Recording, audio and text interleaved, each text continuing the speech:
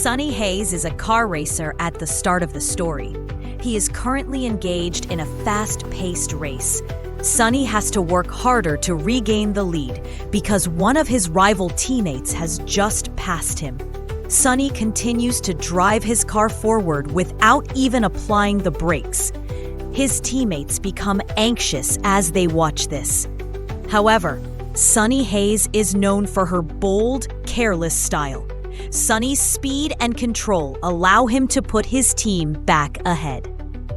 They ultimately win the race after he even advises his fellow driver, "Don't let this lead slip away." Sonny, however, has an odd habit. The trophies are never touched by him. It's always about the money for him. He leaves as soon as he has received his money. He had signed a one-race contract with this team. He's also happy that the deal is over. Later, Sonny is approached by Ruben, an old friend, as she sits inside a tiny laundromat. Ruben owns a Formula One racing team. However, his team is currently drowning in losses totaling $300 million.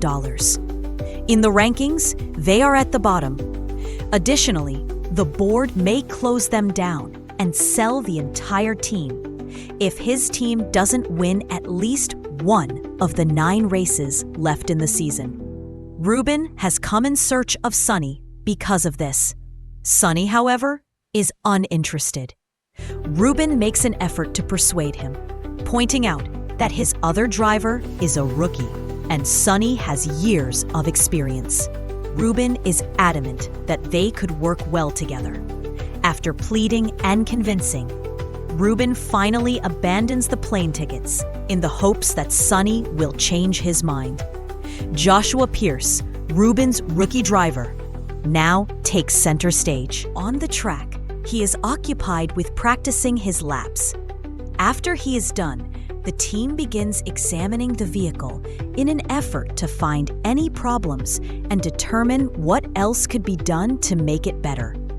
Kate, the technical director, solicits Joshua's opinion. Joshua is a driver, but he is unable to provide any insightful criticism. Joshua is then dragged aside by his manager, who warns him that this team may soon be sold. Joshua will have to demonstrate his exceptional driving skills to the world if that occurs.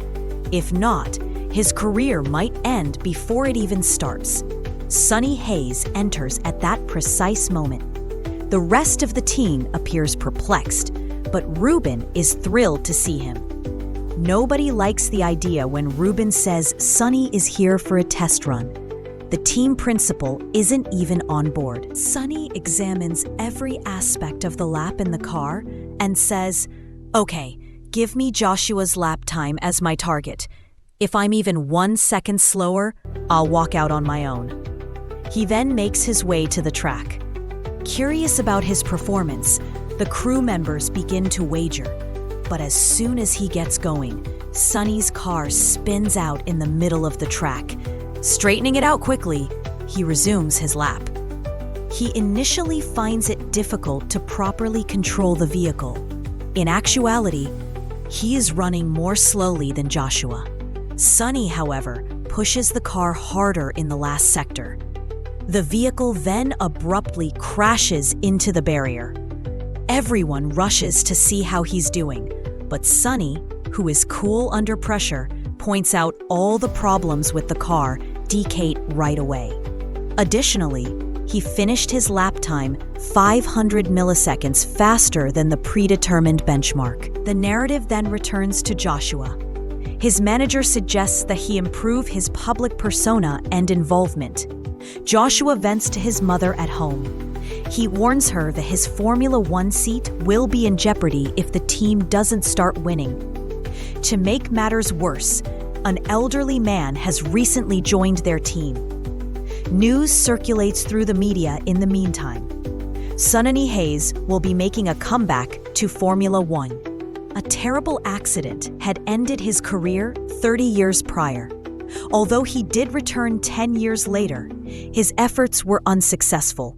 Sonny had even been a taxi driver in New York City at one point. Additionally, he is now a part of a team that has never in its history placed in the top 10. Joshua and Sonny attend a press conference shortly after. The reporters turned to Sonny and asked him about his personal life, including how he used to be a gambler and how he had 3 failed marriages. Joshua sarcastically tells the media, "Our team is now giving opportunities to old men. Finally, it's time for the first race." Sonny arrives at the track ahead of Joshua. Joshua's mother, meanwhile, is adamant that he apologized to Sonny for his remarks during the press conference. Joshua grudgingly apologizes to Sonny for this. Sonny and Ruben are both anxious about this race. Ruben introduces Sonny to Peter Banning, an investor, just before it starts. The only person on the board who actually wants to see this team succeed is him. Sonny begins to doubt himself as he sits in his car as the race starts. Why am I here at all? Drivers warm up their tires as the formation lap starts, but Sonny stays put. Commentators immediately point out that Sonny hasn't raced in too long, and that perhaps he no longer understands this car. Sonny then abruptly picks up speed. Everyone knows it was all a ruse when he lines up last on the grid. He now has the advantage because his tires are significantly hotter than everyone else's. Sonny takes advantage of this advantage to begin passing cars one by one. He even passes a Red Bull, but they catch up to him once their tires warm up as well. Joshua, meanwhile, makes his way to the pit stop. 7 seconds pass. Sonny's stop takes more than 9 seconds when he enters. On the track, both teammates are now running near to one another. Joshua demands via radio that Sonny allow him to pass, but Sonny refuses, refusing to relinquish his position. Before long, the 2 teammates are engaged in combat. Sonny and Joshua collide in the confusion as Ruben, who is observing from the pit wall, loses his temper. The race is over for both cars. Furious at what's happening with this team, Joshua storms back. Joshua later tries to confront Sonny again. But as soon as he sees the cameras, he fakes a smile for the cameras. Sonny calmly tells him, "Mistakes happen. This time, it was yours." Sonny also cautions the team principal, "Don't ever order me to give up my position again. The other drivers don't respect us." So Sonny looks at him and asks, "What exactly have you done to be flashing your teeth like that?" Sonny then makes her way to an ice bath. Still furious though, Ruben snaps at him, already feeling remorse for bringing Sonny on board. Sonny responds by questioning him about Kate, Formula One's first female technical director. Sonny went straight to Kate and asked her the same question after Ruben said, "She's not the kind who's going to fall for your tricks, Sonny. How have you progressed to this point?" Kate is already aware that Ruben had advised her to avoid Sonny, and that she should avoid small talk and instead get right to the point. On the straights, we are unable to defeat other teams. The turns are our only chance. I want this car redesigned right away because of this. Kate, however, responds acerbically, "You have to finish a race before I'll listen to you." A comparison of their 2 drivers is given below. Sonny uses traditional methods and his instincts, while Joshua practices with high-tech simulations. There is no greater contrast between their lifestyles. Joshua then gradually starts researching Sonny, observing his past self and training methods. The following race day comes. Maybe today we'll race properly. No heroics. Joshua assures Sonny, but as the race gets underway, Sonny and Joshua are once more pitted against one another. Sonny then sustains a punctured tire. He advises moving to softer tires. The team declines, stating that softs won't hold up in this heat. Sonny just doesn't want to move forward. Even though the team principal scolds him, they are forced to comply with his orders. Sonny puts on softs and leaves again. He then purposefully collides the front wing of his vehicle with another, causing a safety car to enter the track. Everyone is slowed down by this. Sonny goes back to the pits to have his wing changed. Then, he performs the same trick once more. One more collision. One more safety vehicle. And this time, Joshua benefits from his bold. A third safety vehicle then emerges as Sonny purposefully smashes his vehicle into the banners. Joshua has the ideal opportunity to change his tires because of this. He can stay in 10th place if his pit stop time is less than 3 seconds, and it functions. Joshua leaves the pit in 10th place. Ruben's team places inside the top 10 for the first time ever. After reminding Kate of their agreement, Sonny turns to Joshua and tells him, "Don't get too excited about finishing 10th. This time, Kate actually started implementing his advice. The narrative then shifts to the Grand Prix in Italy. Sonny used the same tactic today as she did yesterday. Everyone's eyes will be on me, on my reckless driving. That way, Joshua will be the one to win us this race." Sonny begins assisting Joshua in moving up the ranks. As he says, the race begins. Today, Sonny's primary target is Max Verstappen. Joshua is able to climb all the way to P4 after he strategically slows him down, but the weather changes. The track starts to get wet.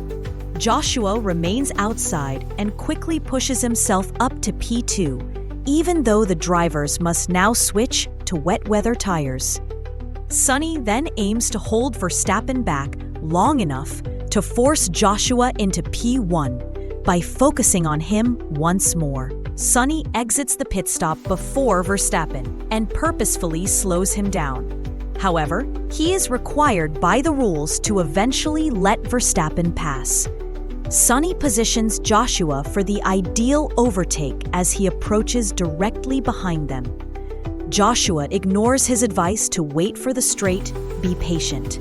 He makes a hasty decision, and as a result, he is involved in a horrifying and violent accident. Sonny pulls Joshua out of his burning wreckage as soon as he stops his own vehicle.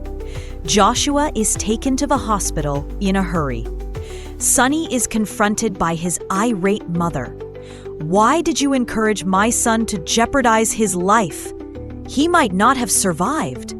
She tells him not to allow this to happen again and won't listen to any justification. After that, Sonny is confronted by reporters who accuse him of being responsible for Joshua's accident. Joshua, who is watching from home, is aware that he will miss the next 3 races due to injury. Meanwhile, Kate starts modifying the vehicle in new ways. In order to get the crew ready for what he refers to as Plan C combat, Sonny rallies them. Sonny places 9th in the subsequent race. Then he climbs up to P7. Joshua is still recuperating during this period. Together, the whole crew puts forth more effort than before. Sonny quickly finishes P5 after that. Joshua, however, becomes envious rather than inspired. He eventually rejoins the team after 3 races. He feels jealous as he observes the supporters applauding Sonny prior to the race. Joshua accelerates on the track and pursues Sonny ferociously. He then recklessly bumps into him, disqualifying Sonny from the race. Everyone is incensed. Even Sonny gets angry sometimes. I've seen thousands. As it happened, Kate had summoned them both there on purpose. "We'll all be out on the streets if you two don't pull off a miracle," she warned them. Kate made the decision to play a game of poker to determine who would be their top driver. As they were playing, Kate asked Sunny and Joshua to share any issues they were having with one another. Sunny suggested that Joshua put his phone and social media aside and concentrate solely on driving. After winning the poker game, Joshua left to go to a sponsor's party. Sunny began flirting with Kate after he left.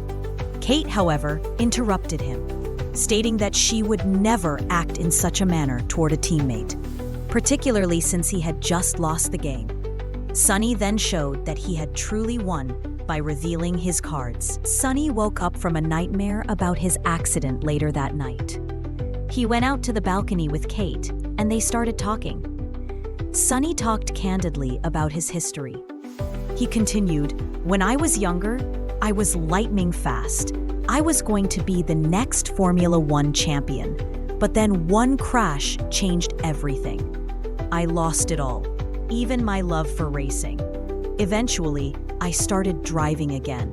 Any car I got my hands on, I would drive, and in those moments, I felt happy." Sunny began to cry as he spoke. There were times when time seemed to slow down while racing back then.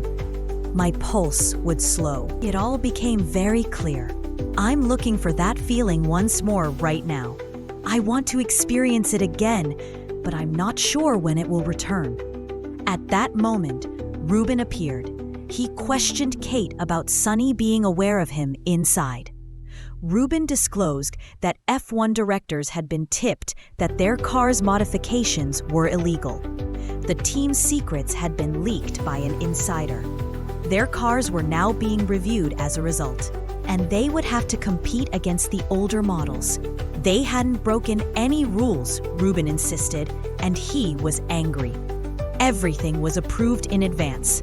Everything was against their team when the race started. Even Sunny's lucky cards, which he always carried with him, were gone. He disregarded the crew's instructions and began driving carelessly. And Sunny was involved in a terrible accident due to his reckless speed. "Why do we even play this sport?" Ruben asked him when he visited him at the hospital. And he showed Sunny his medical reports. Sunny was at risk for blindness, paralysis, or even death because of a severe head injury and a fractured neck. However, these were not novel discoveries. He shouldn't have been racing again in the first place because these reports were made 30 years ago. At last, Ruben gave up. Sunny heard him say, "As of today, you're no longer part of the team." Joshua, who had been outside, left and started practicing constantly. Peter, an investor, paid Sunny a visit in the interim. He disclosed that the group had been in danger of disintegrating. However, a lot of buyers expressed interest in buying it after Sunny arrived. Sunny received a proposal from Peter. "I'll form a new group. You will be the team principal, but it will be mine. We'll have a genuine chance to win the next title. Don't stress over Ruben. I'll bestow upon him a title of honor." After the next race, Peter wanted to seal the deal.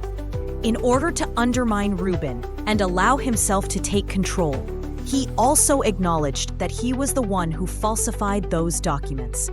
The final race then came into view. Joshua admitted to his mother that he was to blame for the accident before it started.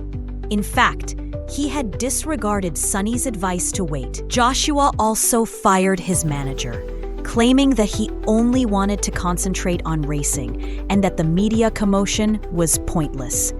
He had adopted Sunny's habit of taking his whole crew out jogging before the race. Ruben knew the team was slipping out of his grasp while Peter prepared to close his deal. However, Sunny Hayes returned at that point. He brought a legal document that said Sunny's condition was not Ruben's or his team's fault.